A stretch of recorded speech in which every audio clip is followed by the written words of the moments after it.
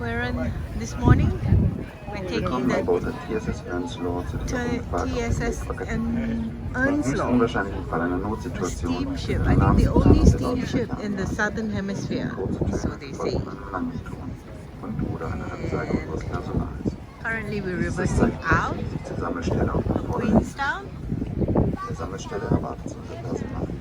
Just show Der folgt seinen Anweisungen. Bitte seien Sie vorsichtig, wenn Sie Ihre Schiff bewegen, besonders auf diesem Oh, the thing does go. Sie eignen Sicherheit. Ooh! Seien Sie vorsichtig, wenn Sie durch die Tür, dass die hohe Schwellen haben. Halten Sie Rechner von den Türrahmen fern, da die Tür unerwartet zuschlagen. Bitte stellen Sie sicher, dass Kinder während der ganzen Fahrt stets von einem Erwachsenen ausgehen. Adventure capital of New Zealand. There you go. A whole lot of paragliders. There were a lot just now. And you see more Queenstown. We seem to be still reversing out. Yeah, we are. No, we're sailing like this. No. Reversing like this. Yeah, there you go. After this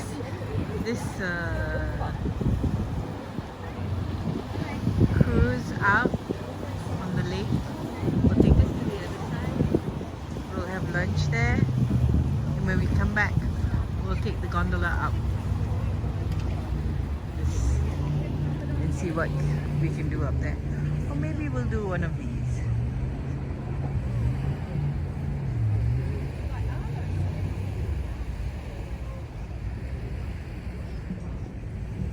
But it's very pretty. Bit cold this morning. Cloudy, but it's clearing up, it looks like.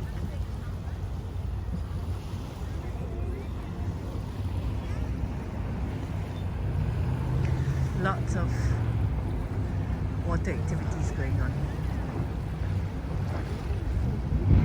Show you what these boats do. See whether they'll do it in front of us.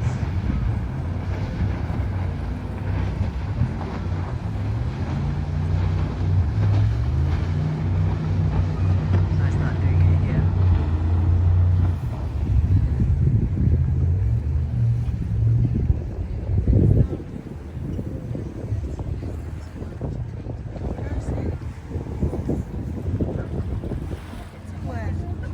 Where?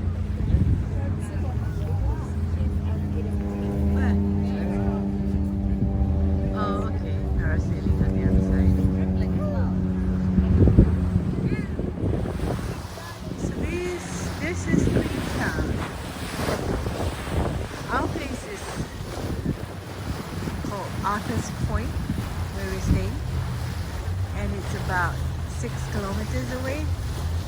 But there's a free Right, shuttle. ladies and gentlemen, hey, thank you very much for listening to the old safety there in the various different languages. I've got a few children on board.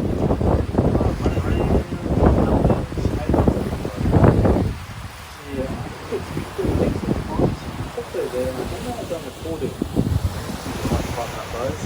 But that's good, quite fine. Still cruising the Lake Wakatipu. According to Azim, Wakanatipu.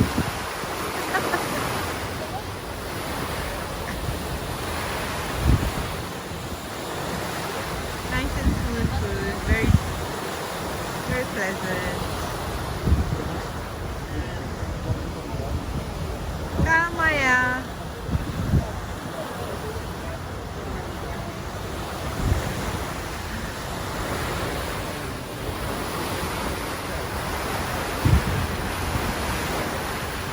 See how crowded it is. Well, actually, these are people who are on the out deck. The salons are also full.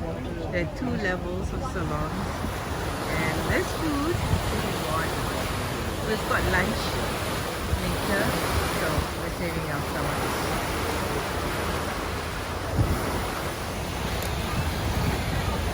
Really is majestic views on this lake. Wakatipu.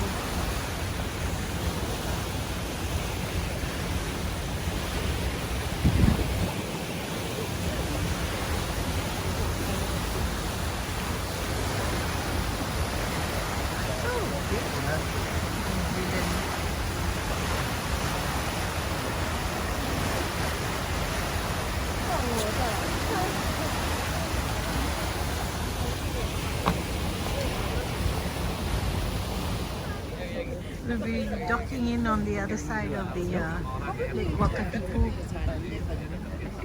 Here we're gonna watch sheep shearing demonstration.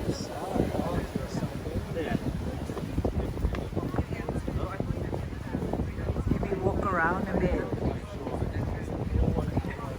Not quite sure what the program is actually.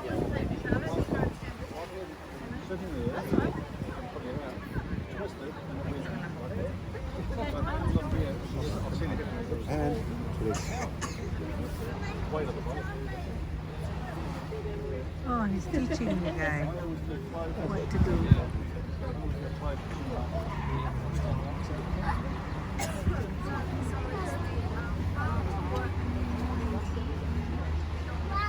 I always prepare the line.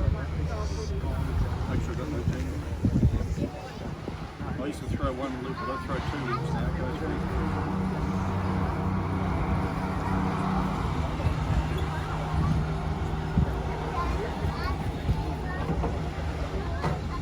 Tiny pier for us to board.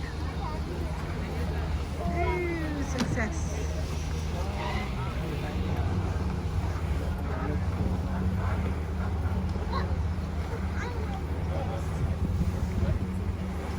Okay.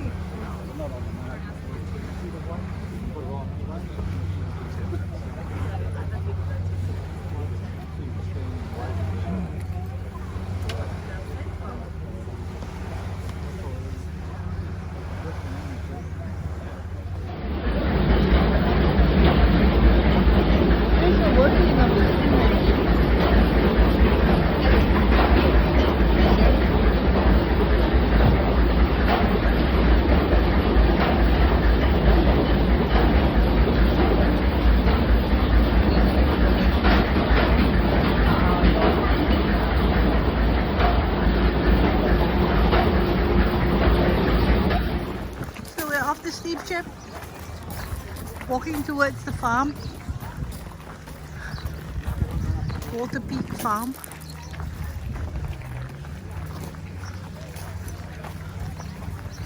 I guess to see the sheep shearing.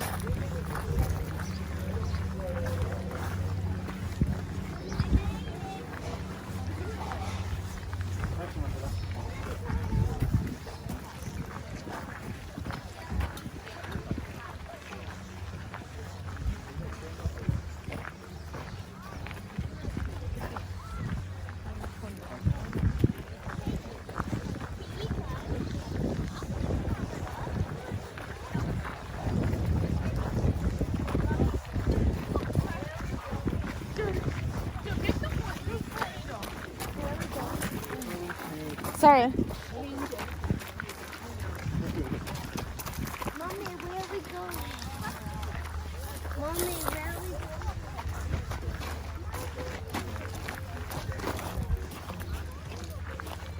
Oh, iya Bu, iya.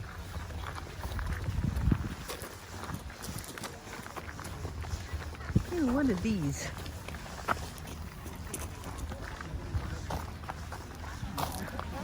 Nice grasses. Kan ada dok tuh, dok.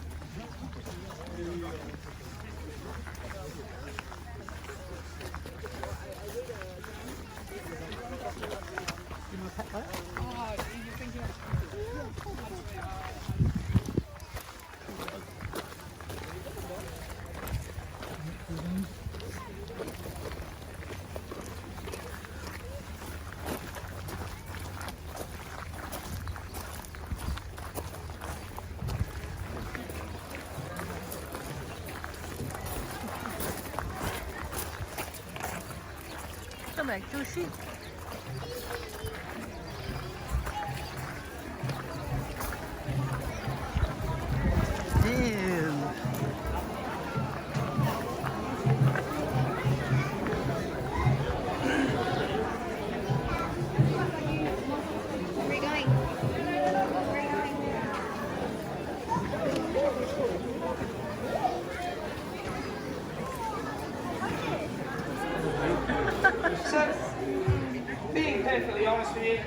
This little sheep right now, probably not the happiest of little girls. She's up close on something she does consider a predator, which is of course quite confusing for her. But I can assure you guys, she is in no pain whatsoever. She's in no pain whatsoever being up here with me. Just a little bit of confusion.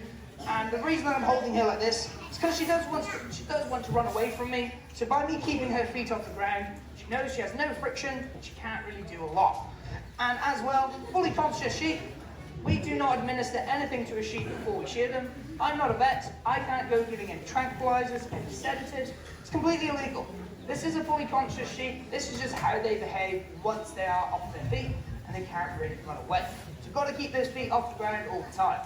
So what I'm doing for you guys today is the main fleece. So this is the wool all over her body. Normally only gets done once a year, but because of the time of the year that we are currently at, it's a bit of an odd one to do some shearing. All the sheep were shorn a couple of months ago, but for you guys, we are still shearing these short fleeces for you guys to witness some shearing. What I've already done is as well, tidy up this little girl and her dirtier parts. We've got the belly, we've got the crutch. Those areas at least get done twice a year, especially the crutch, being the bum. Wool grows on that area, feces clings onto wool, creating a collection of feces we call dags. Dags, huge magnet for flies, and flies during the hotter time of the year do cause a deadly disease known as fly strike. So if I don't tidy that area up when you see some feces there, fly strike can take a sheep's health very, very quickly. Within a matter of days, can become quite dangerous and can become quite fatal if left for too long. So the worst cases of dags, instinctively for us, we don't really want to do it because it's real dirty, but those are the ones you seriously need to do when you see them. That is for the animal's health. And if we're not willing to do the dirtier jobs of farming, we're not really in the right job. So, let's pop her in a position and get her a new haircut. So just before I start the shearing as well, I'm going to warn you, some of the angles you're about to see, not particularly always the best for your viewing pleasure. It's because all the positions I've got to do are designed to keep the sheep as comfy as possible and for me to have good access to her all the time. You guys behind me probably think this looks a bit weird because her foot is in a very, very close to a sensitive spot, but I promise everyone has a bad angle at some point. Alrighty, let's get going. So we'll just start on the back left leg. So with the spare hand, you're just popping a little bit of pressure on her, keeping that leg nice and straight for me to have access to. So on this first side, all I'm really looking for is the backbone. Just so everything lines up later on. There we go. Bit of wool off the top knot. And we'll leave a little bit behind the head. Now we're just going to step through, pop her in between my legs. What I'm going to move into now is the neck, a very little trickly area of the sheep. We've got to take some extra care here, keeping her head out right like I'm doing, tightens up a lot of loose skin underneath the neck, because that's why it's super tricky. And when moving her head around, don't go blocking her breathing, that's not very nice. Be really careful around the ears, super sensitive, so just be careful of them. And for me, I don't like to hold on to the ears, that's not very nice. I don't like people pulling on mine, I don't think they like people pulling on theirs, so just be nice to them. Oh, pop it back in. And I do apologise about most of your angles down. It's not ideal, and unfortunately, it's not going to get much better. It's probably going to get a little bit worse, because I'm going to have to bend over. So this is a really important position for me right now. What I'm doing are the long blow, the biggest stripes on the sheep, starting all the way at the back of the back, going all the way at the spine, and ending up by her head. Got to do these quite quick as well, because well, the other real thing I'm holding on to here with is my spare hand, and there's not a lot of grip, so the quicker I do it, the less time she has to react, and the more likely you guys don't have to deal with a half-naked sheep. So now we're just going down the neck once again, bring her up and going down, and wrapping around the shoulder as well to brisket, do one little step back, pop her in between there, oop, there goes my mic, pop that in my pocket. And we're just going to wrap around, going to have to tuck her head back in there, one big step over, and right here, I'm not pinching her with my knees, that's not very nice, it's not very necessary, and I'm probably going to get a big hit if I do things like that. And now just get rid of all that dirty stuff under the leg, and now what I'm doing, going down the belly, tidying up the dirtier parts, just there, very enclosed area on the sheet, so do take some extra care, the back leg flank, So do need to take some extra care there, ensuring that it's nice and open for me to have good access to it. So just like the first leg, I'm going to roll that leg over to me, just brings it a bit closer, as well, ensures I got a good surface to work with. Be really careful around the little hamstrings. There we go. And I believe we're done. Not the finish I really wanted, but it'll do. Right, we're gonna have to do a quick little spin.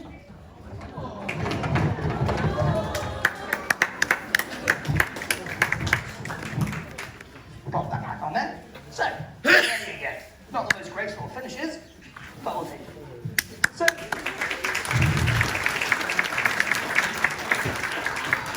So, she's gone from this nice woolly jumper that's just on the floor now, and now she's naked. Is she going to struggle? Will she be cold? Can I assure you guys, sheep have adapted really well to us shearing them. So within 24 hours, all they do is eat, and then a big layer of fat underneath this skin develops super quick, practically doubling their skin in thickness.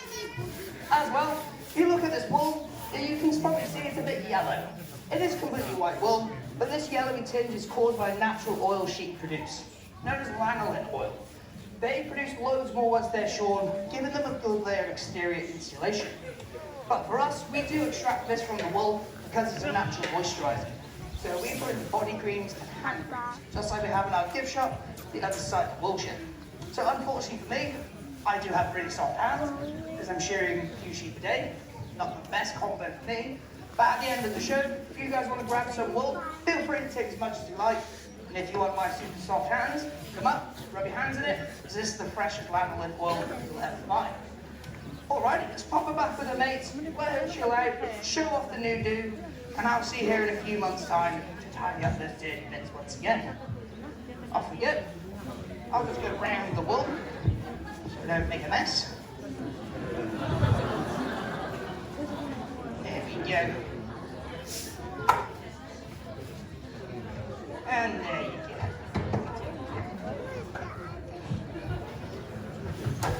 So this wool right here, not the highest quality of wool. It is that Perindale wool I mentioned before. But like I said, feel free guys, if you want any, take as much as you like. Grab it out of that bag as well if you want. Got loads of it to go around. But now then, it's time to move on to my two dogs. So the two dogs I've got here, they are both collies. Liz up here, an English collie. Kim down here, short-haired border collie. So collies, they're known as an eye dog or a heading dog because to get the sheep moving, they use their eye contact. And that's because sheep do see these two as predators, and naturally they run away from predators like I mentioned earlier. And then the heading ability is their natural instinct to keep the group of sheep as compact as possible. The more compact your group of sheep, the easier they move. Because they do find safety in numbers, so the more sheep you have, the easier that they move as well. So only having 4 or 5 sheep is actually a super difficult demonstration because there are not many of them and they behave much more rapidly. If we're moving a couple hundred sheep, I could probably only take one of my dogs and I could do it quite easily. But less sheep, if you add another dog into that, you have much more control. But the more sheep you have, they are just much calmer.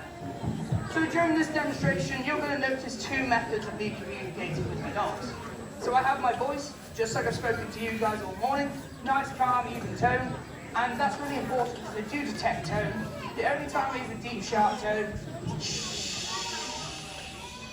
is when they have done something wrong, because they need to know when they have done wrong. Otherwise, bad habits at this age, both only 3 years old, bad habits are going to stick for a very, very long time. So we need to make sure they don't. And then my second method is when they're far away, I have a little whistle around my neck because I don't want to shout at them. You guys don't want to hear me shouting at my dogs, and I don't think it's necessary. It never is. So whistling is just much more effective, especially on hill country, so our voices don't carry very well. And when it comes to these two chasing after sheep, this is what they love to do. They are born to do this, they are raised to do this, and this is their treat. So I don't feed them any treats after they do the job. No one feeds treats to a working dog because all they're looking to do is please me. So they get praise from me, get a bit of affection, and they have a break, then they chase more sheep. That's why these two like me. I let them chase sheep, I give them some praise. It's just a real good teamwork effort. But now that I think me and Liz better catch up with Kim, because she's pretty keen to get going. So what my plan is here, Kim's going to do the initial run out. I'm going to send her all the way to the right hand side of the paddock. She's going to have the fence line the whole way, cover every single corner efficiently, ensuring that we're guaranteeing every sheep. Like I know, as well as you guys know, those are the only sheep got in the paddock, but a good habit for these dogs to get into is to cover the whole paddock in one efficient move. Otherwise, good chance we're going to miss out on some sheep, which is not the whole reason of getting the sheep down. And as you can see, they are way more alert now because shearing, not their cup of tea, can't really do a lot. But when it comes to chasing sheep, it's sort of a change because I'm no good at chasing sheep. But these two, they're pretty good, I'll be honest. But I need to prove that to you guys.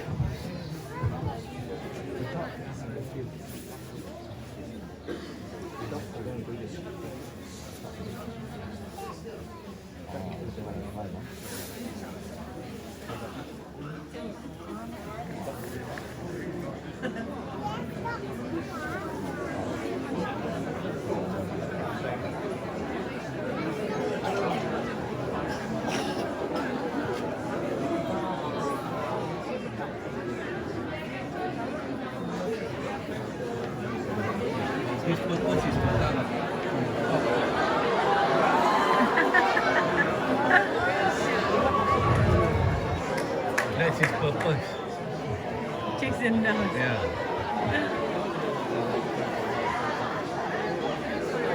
Then this one is going on. So now, just for a little bit, we're going to let Kim do her own work. So you're going to notice we've got the eye dog. She's not going to take her eyes off the sheep for a little bit. And she's going to move side to side a fair bit once the sheep get moving. That's just her ensuring that she's keeping that group of sheep super compact. And another great instinct of collies is that they want to bring the sheep straight to me. So my end goal of this demonstration is to pop them into this pen just here. I'm standing pretty close. She's done a great job without me having guiding it. But now we're in a bit of a tricky situation. Sheep are in a tight area and they can get pretty stubborn. So I might need to help out a bit more. And I've now listened to the mix.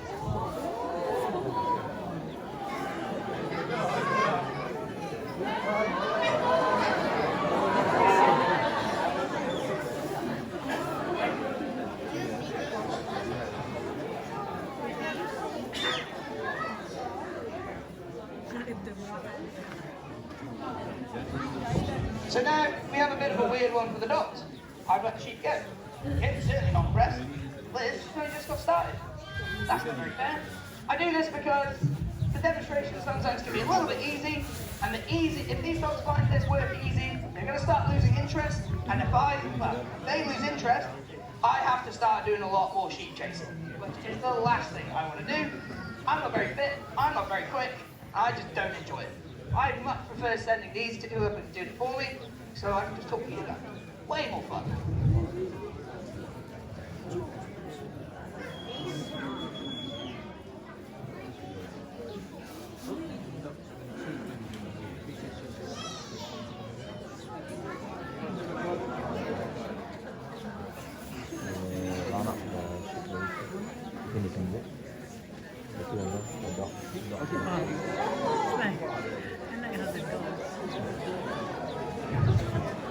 So when controlling these dogs, we do have options to send them right or left. Start off the right, send them up left the other time, just to keep them on speed. For now, they're going to bring them back to me, and then we're going to pop them into pen. Just going to let them do that bit of independent work for a little bit.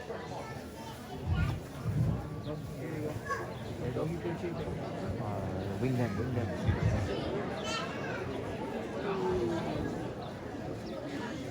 So this is that great heading ability they have. You're seeing them do this great independent work. To be honest, I have a lot of trust. I don't need them to watch, but I quite like watching it still. It can get a little bit tricky sometimes when a couple split off, but the dogs know that sheep want to be sticking together, so they calm down a bit, slow off, and then they let them regroup.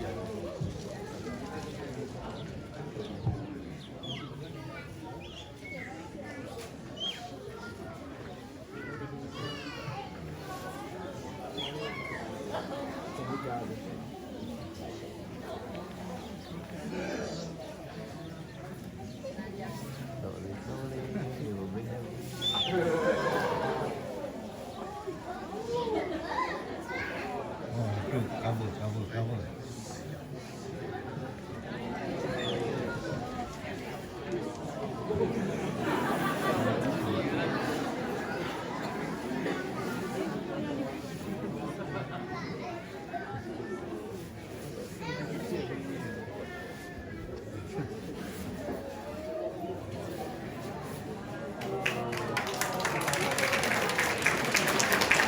One is outside.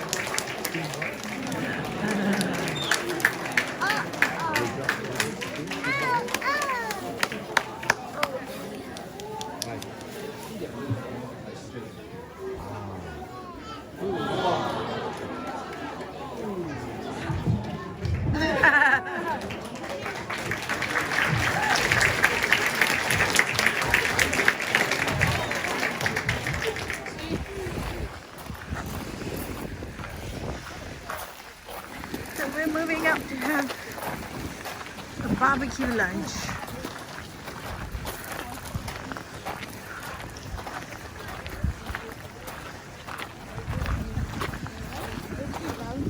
Pretty place.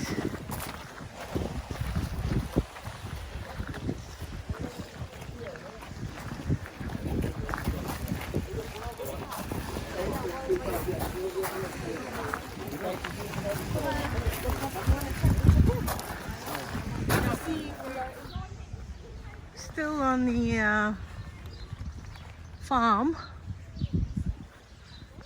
and just showing you how pretty it is.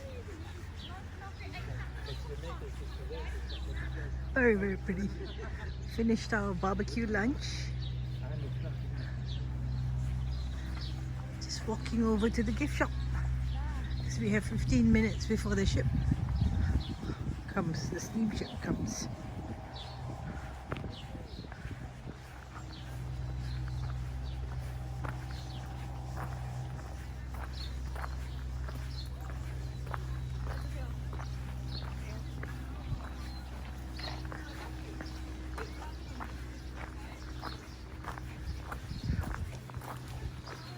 Water Peak.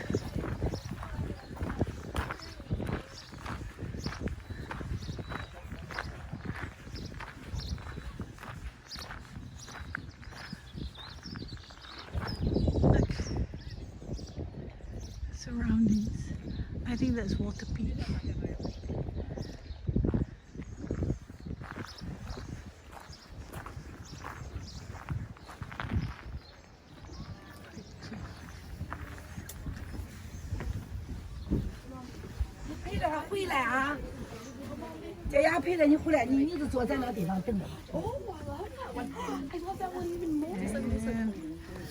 It's a gift shop. 3, 4, 5, 6. Go.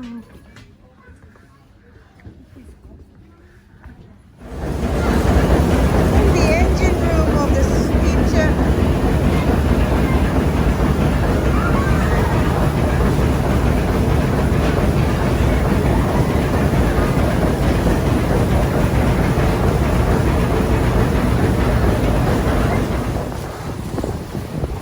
On our journey back to Queenstown now, back from Water Peak.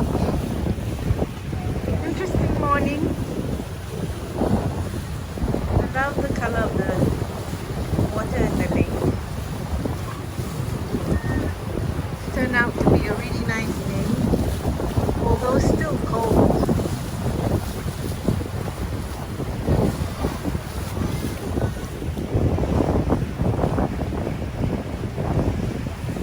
Very pretty. The gondola ride. Gayat. Ooh, look at that. This is what it feels like to do the 300-meter swing arc thing. I don't think I can do it. Papa, I don't think I can do it. Yeah, this is easy. But you know that gravity you feel right now on your feet and your bottom? I can't do it. You'll I don't feel think that I for like 10 times more on the swing.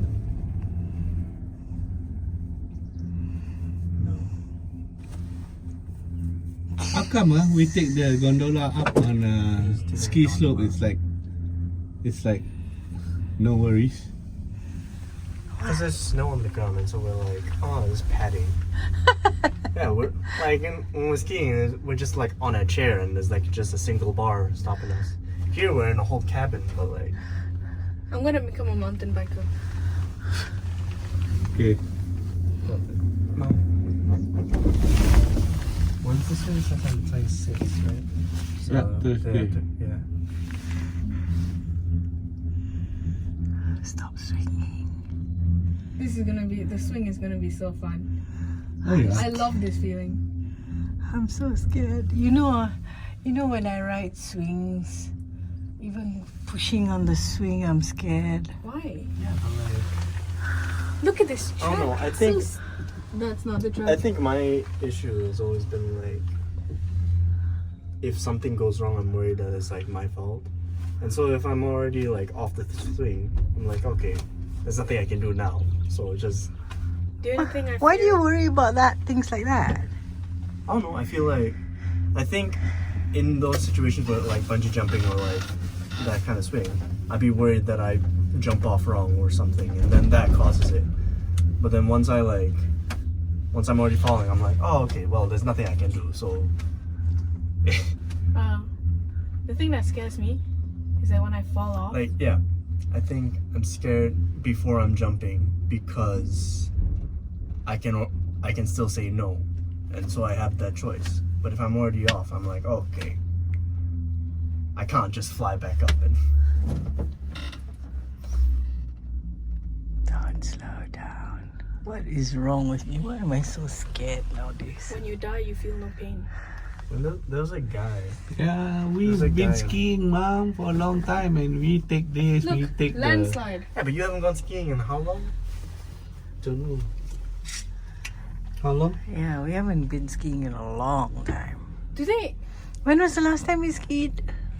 Oh, bungee No, jumping. It's right here. 3. Bungee jumping happens right here. That's why they cut the trees. No, that's Because not. people are Oh, knocking that's their why heads the on it. trees there. Yeah, there. Because we haven't been doing it. When was the since, last time? Since you lah. Since you injured your knee. Broke So, your knee. no, I didn't break my knee. Friends out. The three valleys. There used to be a Is skier that it? like you. Yeah, Three Valleys was the last one.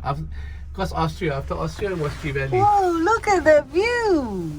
There used to be a That's kinda skier steep. like you, but then I took a snow to the knee. What? What? What do you say? I get it. That moment when you have to deal with your video game brother, with your game. Oh, someone's gonna jump. That kid.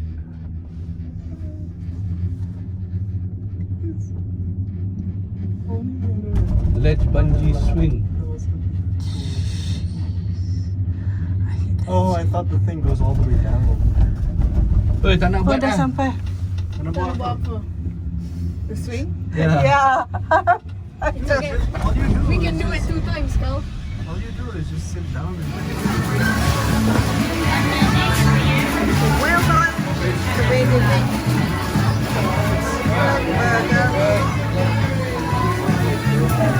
Fergburger.